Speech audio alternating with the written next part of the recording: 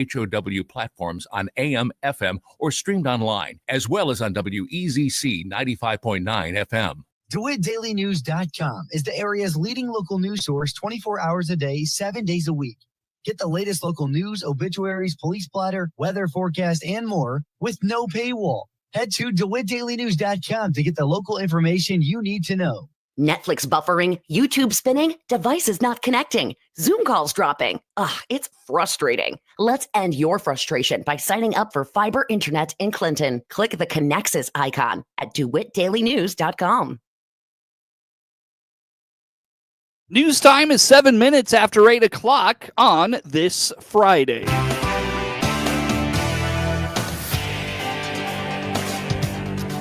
Top of the morning from the newsroom of Regional Radio and DeWittDailyNews.com. I'm Seth Lawrence with this expanded 8 o'clock newscast.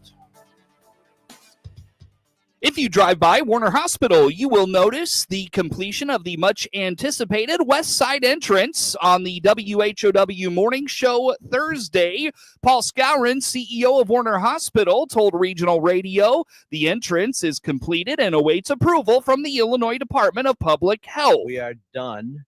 Simply can't allow the public to use it yet because we have applied to Illinois Department of Public Health for a permit. We've applied for an expedited permit because there's not a lot of life-assisted issues with the specialty clinic. It's not like waiting for the emergency room to get approval. There's simply the access doors that have to be approved and things like that. So we're hoping within a week, 2 at the worst, we'll get our approval from IDPH. Skowron reminds the West Side entrance will give access to the specialty clinic. The benefit of this new entrance will be eliminating the touring of the hospital facility for patients seeing its specialists. So it's the specialty clinic where we 2 years ago knocked down the housing and built a new parking lot. And then in this last year had been working on, we blew a hole right through the west wall there and created a new door and a concrete ramp and with safety rails and so forth, so that wheelchair access is not an issue whatsoever. And folks will no longer have to walk through the main entrance of the hospital, take the elevators upstairs, and walk through the inpatient bed side to get to the specialty clinic. They'll be able to park and walk about 25 feet right into the specialty clinic from the west side of the hospital. The cost of the new parking lot, on the west side is in use currently by specialty providers. Skowron adds the signage on the west side will indicate for patients where to go. It is in use by the providers, by the specialists that come to the specialty clinic. We've got our electric charging stations. That's only 4 parking spots. So some people and providers have been accessing that, but there's still an additional 20 parking spots waiting for the patients to be able to use them. Well, simply you mentioned that you saw the sign. So that's the other part we're really happy about, is that as you're approaching the hospital and driving east on 5410 there, you can see the words specialty clinic. So you know exactly where you need to go. The cost to upgrade the west side entrance was $650,000. Skowron hopes to have the IDPH inspection completed in the next week, if not in 2. A local nonprofit is promoting healthy eating for seniors. Shelley Tolley with OSF Healthcare Piecemeal reminds the Piecemeal is a service for seniors that delivers nutritious and pre-made meals right to their homes. The organization serves over 1,700 meals a day to folks in 7 counties. So we serve 1,700 meals per day over 7 counties, and that's in your guys' area, McLean, Livingston, and DeWitt. But we also serve in Champaign, Piatt, Ford, and Iroquois.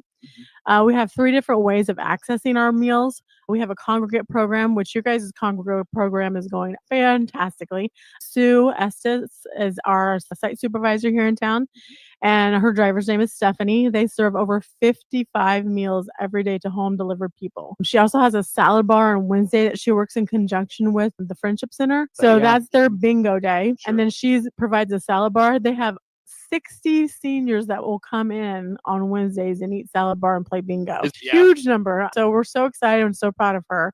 And then over in Farmer City, we have a restaurant program. So in the restaurant programs, you just fill out a personal information form and then you buy tickets. So we sell tickets in books of 5 or 10, which would either be $20 or $40. So you fill out a personal information form with our site supervisor. She's Patty over there, and then she'll sell you the tickets. And then you just go in whenever you want, look at the menu. There's a special piecemeal menu. You date and sign the name on the back of your ticket, hand it to your wait staff, and then you bring it out. So it's a $4 meal, but it's the price that's the best price you can get. The home delivery program is for people who have health or mobility issues that limit their ability to get out of their home. Tolly notes residents are assigned a driver who will always be the one to deliver their meals, providing a piece of consistency. And then, of course, my program is the home delivery meal program. And so this is for seniors that either have mobility issues or health issues or transportation issues that limits their ability to cook or shop. And so what that means is they will get an assessment, and then we'll set them up on home delivered meals. And then they will get a driver that is the same driver every day that brings out their meals. They get to build a relationship with them. And then if the driver thinks, oh, they're not acting right, they let us know, the home delivered meal coordinators, and then we follow up on them. And then, like the other day, Another goal of the piecemeal is to encourage seniors to live independently. Tolly says isolation can be detrimental to a senior's health, so they are trying to give them a reason to get out of the house and socialize. Even just the interaction with home delivery drivers can make all the difference.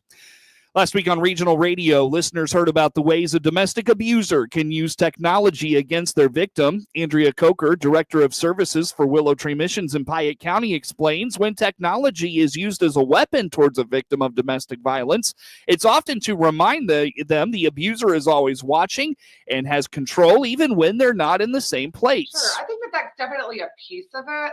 I think the overarching is truly just to remind their victim that they're still here, they're still in control, there's nothing they can do to stop them. If they want control, they're going to keep control. I think that's kind of the goal.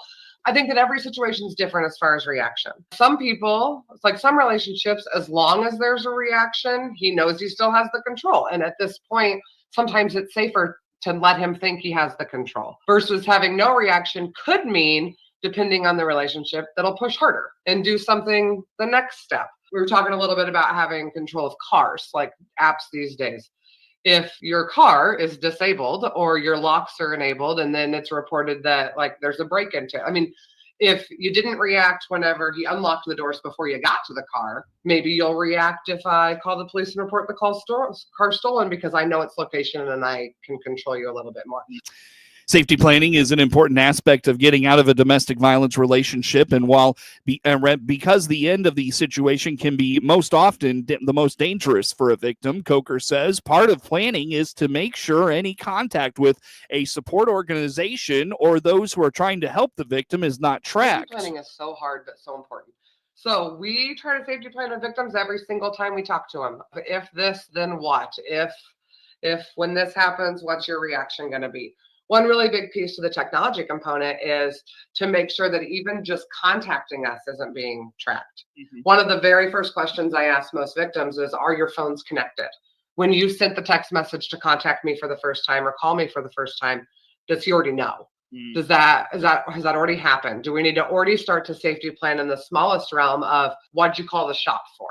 Did you called the phone number because you were looking at something you saw on Facebook? Like we have to start to safety plan even from the very initial, does he know you contacted me? So then if we start to expand that beyond that, every piece of technology, if we just look at the technology piece of every piece of technology to start to make those excuses and make that storyline. Sometimes it can be, don't turn off the security camera that he has on your front door. But maybe if we reposition it a little bit so that he can't actually see who's coming and going, but he doesn't notice if it happens kind of slowly. Or leaving the air tags on so that you're fulfilling the requirement of making sure that his behavior doesn't escalate.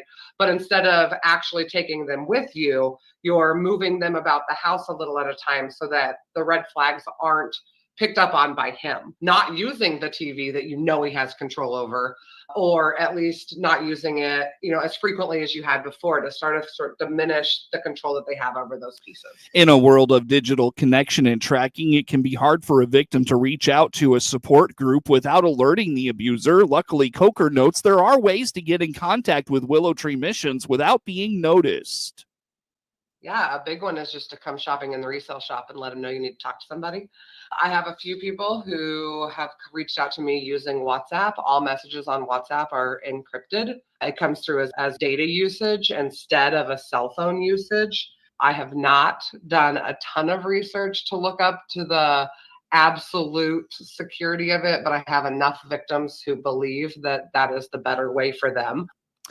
As technology changes and develops, so too do the methods in which abusers can use it against their victims. Get news anytime at DeWittDailyNews.com. Sports is next. Summer is here, and that means allergies, pink eye, rashes, and earaches. CEO Paul Skowron here from Warner Hospital and Health Services, here with the solution. Come to our walk-in clinic inside family medicine at Warner Hospital and Health Services in Clinton. From summertime allergies and rashes to earaches and even sports injuries, we're here to help and enable you to get better fast. No appointment, no problem at Warner Hospital walk-in clinic inside family medicine in Clinton. Time now for a look at sports. I'm Seth Lawrence with this report. Clinton High School has been executing a 2-year plan to overhaul the outdoor athletic sports facilities at the high school. Clinton High School Athletic Director Matt Keppel explains plans started with the renovation of the 6-lane track into an 8-lane track and put turf on the football field, then moved the bleachers and rebuilt the press box. Really wanted was an 8-lane track. We only had a 6-lane track before, so we could never host like those real big invitations that we've always wanted to host. That one, they're good money makers for us and the town. 2, it's nice for girls or boys track team to have their sectional here, and they wouldn't let you do it unless you have 8-lane track. For us to get an 8-lane track, we had to tear everything down and to kind of shift some things around. Well, if you're going to tear everything down, you might as well put the bleachers where you want them. Right. And the number one thing the town really wanted was to put the bleachers on this west side over here so we're not staring in the sun all the time. You being in the press box, you know all about that early start. So I do. This will be way more beneficial for our fans and our teams. But if you look over at our visitors' bleachers from where we're standing right now, that'll be one of the nicest, biggest visitors' bleachers you'll see that we play at. So we really kind of took it a step further. We wanted to really have a nice visitors' bleachers and home visitors' bleachers, because we want when people to come to here, we want them to say, holy crap, look what Clinton's got. And maybe potentially if they're thinking about moving or whatever, maybe Clinton's where they want to move to. My whole goal for this whole project and this whole renovation we're doing is for Clinton to be a destination spot for people to want to move their families to and be a part of what we're doing. The most recent updates include turfing the varsity softball and baseball fields. Keppel is excited. Those are nearly complete. Yeah, everybody keeps asking me, what's it like? Is it good? And I said, I'll tell you what, I'm ready for the point to where I can come out and just enjoy it. Where someone doesn't need something, or there's a question of what color is this, what color is that. It'll be nice to really walk out and see, like today, we've got the little kids baseball camp going on our turf football field, but next year that'll be on our turf baseball field. And it'll just be really neat to be able to just come out and just enjoy it. The little bit of pain that we went through, I always use a quote around here with the stuff we've been doing, that with progress comes pain. You to get the nicer things, we have to go through some pain and some, but my coaches have been great. They were willing to adapt and go to a different field and do things a little different because they know what they're getting. They know what the end product, Coach Ennis is out here probably just as much as I am because he's checking it out. Coach Little for the softball field, they're checking it out. They're just super excited. So they were willing to, I guess, sacrifice a season to play over there to get what we're getting for the next 15, 20 years. So It's great. They've been great to work with. ATG's been phenomenal to work with. The weather's been kind of a pain. We're about 3 weeks behind schedule. I guess in a big project like this, I guess 3 weeks is probably not that big a deal. But when you were trying to maybe get one game in on that field, it kind of hurt a little bit. But, ATG's been great to work with. These people are out here all their weekends. They work their tails off. So I couldn't be happier with the end product that we're getting at. Because from up here, when you overlook what we've got, it's pretty amazing right now. Keppel thanks the city of Clinton for its involvement in the sports complex renovations. It was an expiring TIF district that provided the funding for those installations. He believes not only will it have a great impact on the community, it will have a great impact on the community. Well, first off, I want to thank the city. You know, a lot of times people overlook, they think that we're doing all this to schools, but I want to really take my hat off to the city because they approached us with this. Obviously, what you're looking at over here, we'd already taken care of as a school, but everything outside of that fence that's going to go up over there was taken care of by the city. And I don't think people realize how big of a huge thing that's going to be for our kids growing up.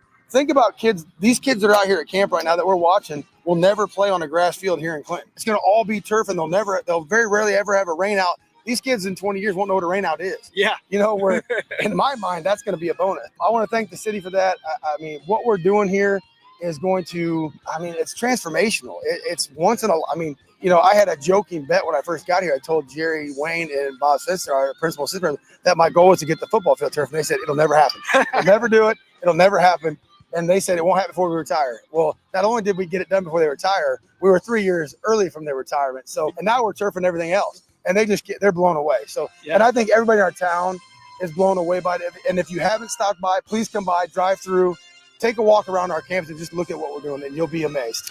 Clinton School Superintendent Drew Goebel indicates the city of Clinton covered some of the aspects of the major project while the school district took care of the rest, including the estimated $4 million it took for just the football field, track, and lights. Football and track and lights, because we had to replace the lights. Mm-hmm. So all of that, probably pushing $4 million. And that was the school district. And we were able to do that without going deep into our reserve. So if catastrophic thing would happen, we are good to go. And something that I set in motion prior to doing this was several years ago.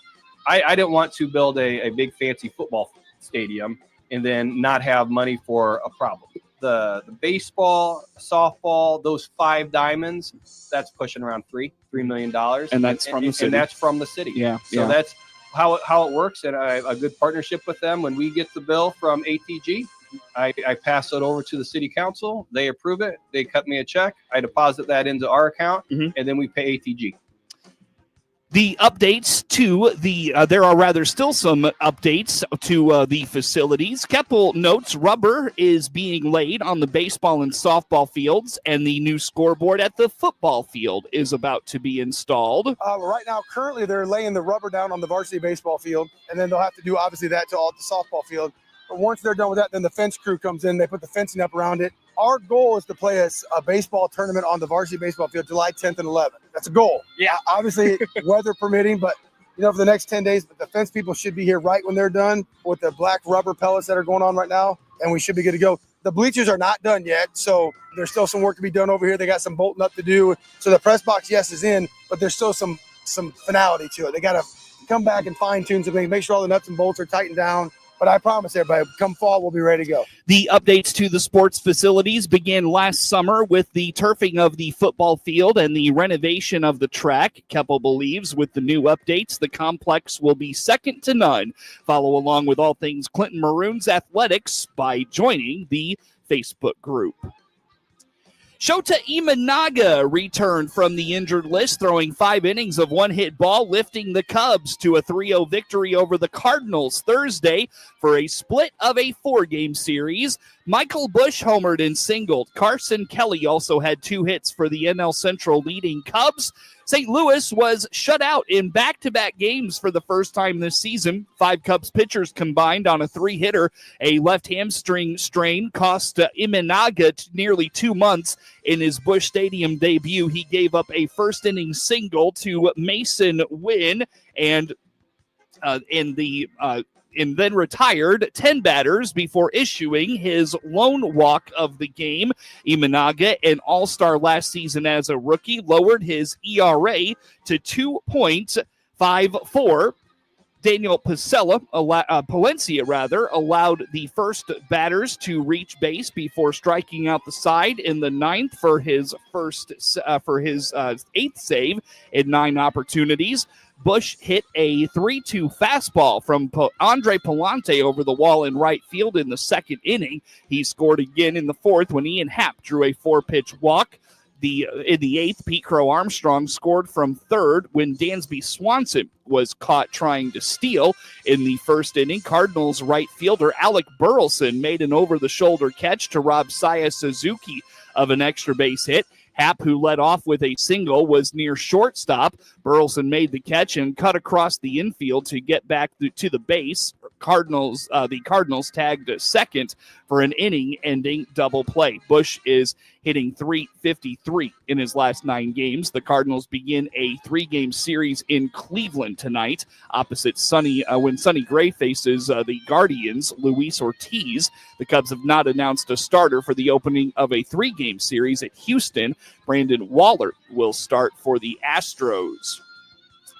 NASCAR's first ever in-season tournament will be among the many storylines this week when racing's top circuit heads to Echo Park Speedway outside Atlanta, Georgia. Leading the last 34 laps while utilizing fuel saving, Chase Briscoe held off teammate Denny Hamlin at Pocono to earn his first win with Joe Gibbs Racing. Hamlin is the top seed in the first ever in-season tournament for NASCAR that will mirror the NCAA tournament bracket style format. The idea was Hamlin's a few years ago on his podcast, Actions Detrimental. The 5-race tournament winner will receive a ring and a whopping $1 million check. Christopher Bell won the spring race in Atlanta, part of a 3-race winning streak for the Joe Gibbs Racer. Practice and qualifying is this afternoon at 4 p.m. and race time is at 7 o'clock on Saturday. Connor Zilic secured his second win of the year in Pennsylvania after a late pass of Jesse Love with 4 laps to go as the Xfinity Series heads to Echo Park Speedway outside Atlanta, Georgia this week. Racing icon Dale Earnhardt Jr. was Zilic's crew chief for the win, filling in for his suspended crew chief stemming from a tire violation a few weeks earlier. Last year at Atlanta, Austin Hill claimed the victory while holding off Parker Kligerman on a late restart. Hill also won the Xfinity Spring Race in Atlanta. Practice and qualifying is this afternoon at 2, and race time is tonight at 6:30. NASCAR will make its debut at Lime Rock Park Saturday when the Craftsman Truck Series heads to Connecticut for a Saturday race. Last year's race in Milwaukee saw Victor Lane Riggs take the lead from Ty Majeski with 53 to go. Riggs snagged his first win of the season at Pocono last weekend while leading the last 20 laps and finishing nearly 4 seconds ahead of second place Tanner Gray. Practice and qualifying for the trucks is at noon today. Qualifying is Saturday morning at 8:30, and race time is noon on Saturday. Get sports anytime at DeWittDailyNews.com.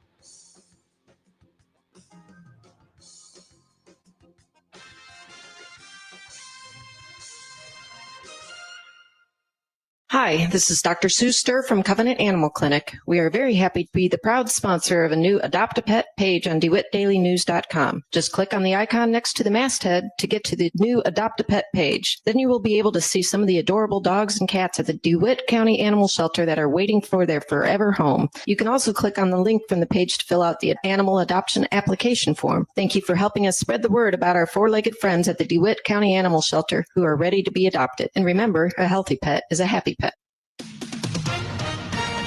SRN News, I'm Rich Thomason in Washington.